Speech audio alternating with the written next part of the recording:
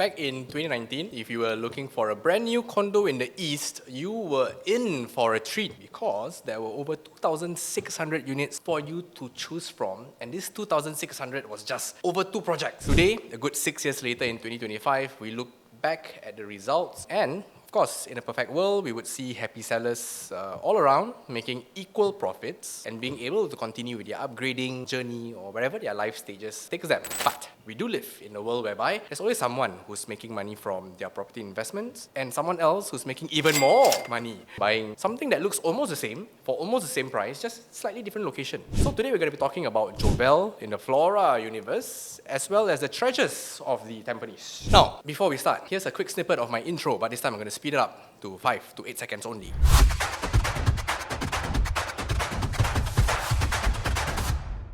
And I'm back. Let's start with some basic stats. In Jovell, the developers were tripartite, which was basically your Hong Leong Holdings, your CDL, and then TID coming together. These 3 people, they own a lot of land in Flora, and then they've been selling slowly. Jovell, what they did was they carved out a land size of 22,000 square meters and gave you 428 units. Now, this land has a very low plot ratio of 1.4 because it's near the airport and all that cannot go higher. Because of that, the total GFA was just 31,575. We take that amount, divide by 428 units, we get 73 square meters per unit. That means for the entire project, every single unit has around 73 square meters of space. In Treasures, the developer, Simlian, 2,203 units, and the land size is 3 times bigger at 65,233 square meters, but this one has a higher plot ratio, means it's a bit more dense, higher density at 182,000 square meters for the entire GFA. Take that number, divide by 2,203 units, gives you 83 square meters per unit. Despite having more units, there's actually a lot more space per unit here in Treasure. That's the basic info, guys. We're gonna go straight to talk about money, profits, things like that. Since we want to find out which project made more profits in the last 6 years, let's start off by looking at how much the developers were selling the units to the public throughout their sales period. Why do I say throughout their sales period? Because unlike today's new launch situation whereby a project is launched and then sold out in 1 month, sold out in 2 weeks, sold out in 1 day. I mean, EOK essentially sold out in 1 day, right? And guys, there is a undersupply situation in the new launch market right now. But let's go back here. Back then, it took the developers 3 years to sell, and it was normal to sell 3 years for a project. I mean, look at this. What I have here is the Treasures developer sales chart. Okay, they started their sales with a median price of 1,335 per square foot, and then they remain steady till the end. You can see there's an uptick whereby Simlian eventually increased their price towards the end and pushed the median up to as high as 1,584 PSF. Almost 3 years later, Jovell entered the market a few months earlier in 2018, but by 2019, when Treasures came out, they were already an averaging of median 1,345 PSF. So you can see that back then, that was the generally accepted price. 3 years later, it looks like it took a bit longer to sell than Treasures. They sold out at a median price of 1,516, which was a lower median price than Treasures. But all in all, if you look at these 2 price trends, it's more or less the same kind of performance, don't you think? In fact, Jovell's final price was lower, right? And lower prices by developers would usually mean higher profits for buyers. In Jovell, out of 428 units, to date, we have a good 31 transactions, 31 owners who have flipped with an average of around 5% annualized returns. That's not bad. Every year you make 5%, 5%, 5%, or generally you're making 150 to 180, maybe 200 max lah. Regardless of the property sizes, that's how much a Jovell owner is making. That is 31 out of 428 units profiting. So far, so good. Now let's go to Treasures with, again, 2,203 units. And they already have 1 party which was unprofitable. Who asked you to sell so fast? But this one, maybe it's a divorce case because, I mean, you buy in January and then you sell in December. Who plans their property purchases like that? And then on top of that, making a loss of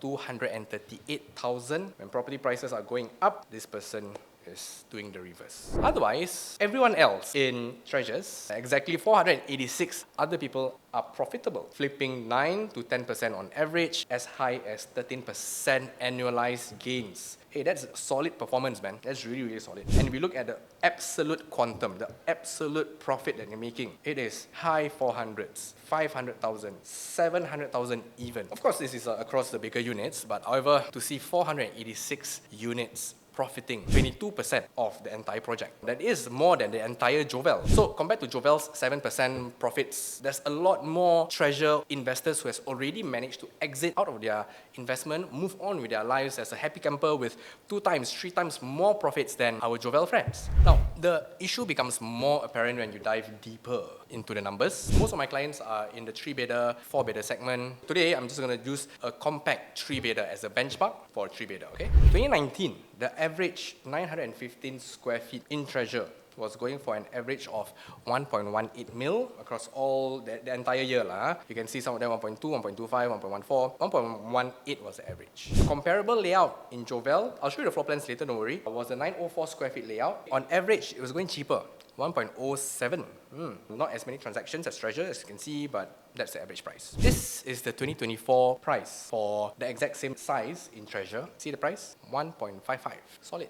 Jovell, see the price for 2024? 1.36. That is a difference of 200,000, but the entry price was more or less the same. So it is safe to say now that Treasure at Tampines has been the superior investment of 2019, reaping higher profits for a higher percentage of owners. We look specifically at the profits of 915 and 904 square feet layout in Treasures and Jovell, okay? Apple to apple comparison. And when we do that, you can see that people in Treasures in Tampines, they were making a lot more profit than your Jovell owners. It's not just about average, it's really, they're running away with profits compared to Jovell. What went right for Treasures and what went wrong for the Jovell owners? To understand better, we got to talk about the product itself and compare the floor plans first, okay? Here, I present to you the layout for the Treasures 915 square feet. I think in many videos, you would hear me saying that I'm a big fan of landscape layout living rooms. This is what we get in today's market, which is in the 3-bedder market, you get a portrait-ish layout. Landscape layout basically like this lah. Your living room is like this. Landscape living room in here, basically this is what you get lah. Jovell is the one with the landscape living room. You will get more light coming in through the balcony. Visually, it looks bigger. It's like looking at your living room with 0.5 lens versus the standard lens. Okay, it's the same thing, but just bigger. Looks bigger only, yeah? So, because of this landscape layout, I would say 1 point to Jovell. Then after that, you compare the kitchen. It's a open concept here. This one is a U-shaped concept with an enclosement. Because of this enclosement, I would say 1 more point to Jovell's layout. And then if you notice here at the back, there is a window. 1 big point to Jovell's layout. Because here, it is just a wall. No window here, no nothing. Okay? Otherwise, we go to the balcony. We compare the balcony. Both balconies are huge, are decent, 1 point each, doesn't matter. But then, when we look at the Treasure's living room, the dining and the living is separated. In reality, this landscape layout, as much as I love it, somehow it's not wide enough to comfortably have your living, your sofa here, and then your dining. It doesn't work, okay? Most are forced to push their dining into the balcony to gain more living space. If you don't believe me, just head to Property Guru and then you see how the 904 square feet listings are set up. In Treasures, the clear separation between the living and dining, it helps. It's not so squeezy. Because of this, 1 point to Treasure. Next thing is the lack of corridor space. It's very little corridor space here. Very little corridor space because immediately you enter the kitchen, right? It actually makes the space bigger than it actually should be. Because of that, 1 point to Treasures. So in comparing the floor plans alone, and in fact, if you have been to both projects, and if you've been to the layout for both 914 and 904 square feet, 915 and 904 square feet for Treasures and Jovell, it really will look like there's no clear winner. And in my experience, I bought clients to see both. There's no agreement. There's no consensus. Some will say that I will never agree to a half kitchen like this, where it's not enclosed, but then there will also be people who prioritize a bigger living space compared to this layout. So it's really in between. It's only when we step out of the unit and start looking at the facilities, things start to look up. It looks so much better for Treasures, not Jovell. And this is what you see. Now, despite there being more pools than you can count, I've been there so many times, I just got to say that I remember there's 4 to 5 swimming pools for adults, maybe 2 to 3 children's pool. I don't know how many times I've been there, but my inability to count the swimming pools, it just shows how big the place is. If you've been there, you get what I mean. But till date, I cannot walk around, I cannot show new clients Treasures without having this exact site plan on hand. Treasures has a great gym. Indoor gym, outdoor gym. They also have, I think, too many function rooms. They've got dance rooms, they've got barbecue, they got kids' rooms, they got study rooms, they got too many to make sense, okay? But Jovell, it's very cute, it's very straightforward. It's just there. You have your clubhouse here, you've got your pool here, and then houses all around. That's it, very straightforward. It's very hard to get lost in Jovell. Now, we talk about serious business. The main reason why I feel Jovell is underperforming against Treasure is this very next segment. Now, typically, most people would say that Treasures is overcrowded with 2,200 units. But let's count. How many condos are there in Flora right now? 1 here, 2 here, 3 here, 4, 5. A villa makes it 6, 7, 8, 9, 10, 11, 12, 13, 14, 15. There's one more under construction, which is Cassia, whichever you want to pronounce it. This is number 16. There are 16 projects in Flora Drive. There is a total of 6,315 units in the entire Flora universe. And they are of all different ages. This is pre-2000s, this is post-2010. You know, in fact, here you would probably say that this is where the prices start to separate. But at the same time, you can also see that there's freehold, there's 999, there's 99, and then you can see that they are all of different price ranges even. Some of them are older but more expensive, and I can tell you that this presents a different kind of problem, a different kind of oversupply, where the buyers will find it confusing because they have different price point. They have to mentally plot a fair price of a unit that they're looking at based on the land tenure, based on the age, based on the quality of the project, based on the quality of the layout, and you compare that to Treasures, it's just everything's the same. But when you look at this table, who do you think is Jovell's closest competitor? Is it in Flora because of the age? Is it Park Como? But this is 99, this is freehold. This is also freehold. It's not easy to understand. And because especially in this period, 2015 onwards, the layouts start to replicate each other. There's very little to separate each project, each layout. Today, many buyers will feel that they're spoiled for choice because as they start to explore the Flora Road, Flora Drive area, in fact, you know, as a seller in Flora, not only are you competing with your own neighbors within the estate, you're also competing with everyone else in Flora. And I'm also speaking as an agent who has helped my clients sell and buy units in Jovell, in Hedges Park, in Park Olympia, in Palm Isle, in Flora, in Ferrari Park, and most recently a resale purchase in Park Como. I've personally put clients in these projects, so I'm very, very familiar with the resale activity of Flora. So it looks like I'm saying Jovell, Flora is not a good area. No. There is a market for the entire Flora universe, okay? It's just that I'm trying to help you understand, my viewers, my future clients, to understand why Treasures and Jovell has performed so differently. If today's video was about Jovell versus other projects, okay, it's a different topic, different content, different approach. Today, to compare apple to apple, new launches, all right? And I've seen it with my very own eyes, how different families, but with similar profile, same income group, same number of children, all growing up in Tampines in Parsi, not too far away, but for very personal, for very individual reasons, one family will prefer Park Olympia and don't like Jovell. And then another family will say that, oh, I like Jovell, I don't like Hedges Park, you know. So there's no clear pattern. And with that, let's pivot and switch to Treasures because I want to use the same location density analysis. This is where Treasures of Tampines is. Okay, I can tell you that it is alone in this part of Tampines because you have to go to the entire western side of Tampines, where I call it the Tampines West Condo Corridor, and this cluster, they potentially will face what Flora residents are facing. 9 condos, over 2,000 units of different layouts, different sizes, different age groups, different price jumps. And then after that, we also have this cluster, which is 2 ECs.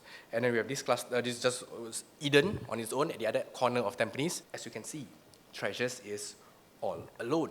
And over at Treasures, across the expressway of PIE here, if you walk across the Butterfly Garden, there is a bridge there, and then you walk past, you will actually get into Simei MRT. But I can tell you that is the only reason why most people would just go into Simei. Tampines residents don't tend to cross into Simei, and Simei residents, like from these projects, they don't tend to cross over.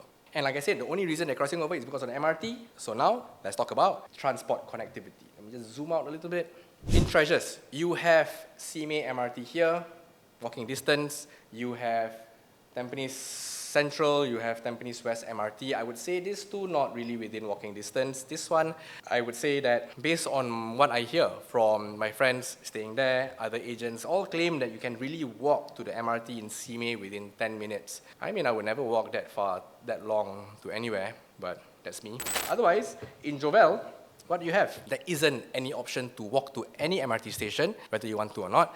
Otherwise, the bus services, I would say bus service for Jovell, for Treasures, more or less the same lah, okay? But you do have to take the bus to get to Upper Changi MRT and then as well to Tampines East MRT here, okay? Here and here. As you can see, transport connectivity for Jovell isn't as great as Treasures at Tampines. And when you understand how different the locations of Jovell and Treasures in terms of density, in terms of transport connectivity and so many things, you will start to understand why Treasures at Tampines has outperformed Jovell by a significant margin. So now that the prices at Treasures at Tampines has spiked up, I mean they were together around the same price at one point of time, right? But today, Treasure is much, much higher. As a resale buyer, is it actually a smarter move now to focus on Jovell? Let me know in the comment section below. Now, that's the end of the video, but I'm going to end this video sharing with you how much you would have made if you had spent around the same 1 to 1.1 mil back in 2019 buying something else. A very, very different asset class, which is all resale ECs in Tampines. Don't worry, this is the end. I'm just going to share with you the numbers. Not going to explain to you why. Maybe the next video.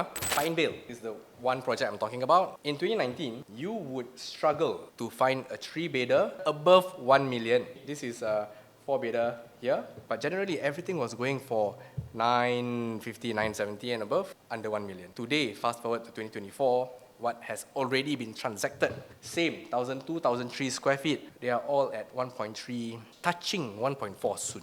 How much profits are that? 400, 500k? And then we go to the other end of Tampines, Eden, same. In 2019, most of the 3-bedder units, 1,001, 1,002 square feet, they are all going for 900 plus, maybe 1.1, no, this is maybe 1.1 at best. But otherwise, what happened here? In 2024, the prices have already breached 1.4 mil. That's the end of the video. Alright, do let me know what or why you think these resale 20 over years old condos can make just as much as our new launch buddies. They started much cheaper, selling for around the same. Okay, see you guys in the next video. Bye bye.